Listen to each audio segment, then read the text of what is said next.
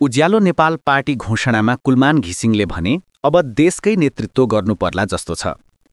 सुशीला कार्की नेतृत्वको अन्तरिम सरकारमा 3वटा मन्त्रालयको जिम्मेवारी सम्हालिरहेका कुलमान घिसिङ एउटा नयाँ राजनीतिक दलको घोषणा सभामा उपस्थित भएका छन्। बुधबार औपचारिक घोषणा गरिएको उज्यालो नेपाल पार्टीमा यसअघि 2 कार्यकाल विद्युत प्राधिकरणको कार्यकारी निर्देशक रहेका घिसिङ प्रमुख अतिथि थिए। ऊर्जा, जलस्रोत तथा सिँचाइ, भौतिक पूर्वाधार तथा यातायात र शहरी विकास मन्त्री रहेका घिसिङ उक्त बलको कुनै पनि समितिमा भने छैनन्। घिसिङकै संरक्षकत्वमा गठन भएको भनिएको उक्त दलमा उनी आगामी चुनावमा उम्मेदवारी दिएपछि मात्रै खुलेर सक्रिय हुने दाबी दलका नेताहरूले गरेका छन्। उज्यालो नेपाल पार्टीका अध्यक्ष पूर्व ऊर्जा सचिव अनुप कुमार उपाध्याय छन्। अब देशकै नेतृत्व?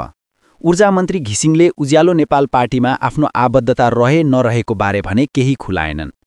आफूले 30 वर्षदेखि सहकार्य गरिरहेका पूर्व सचिव उपाध्यायले पार्टी खोल्दा गर्व लागेर आफू घोषणा सभामा आएको घिसिङले बताए।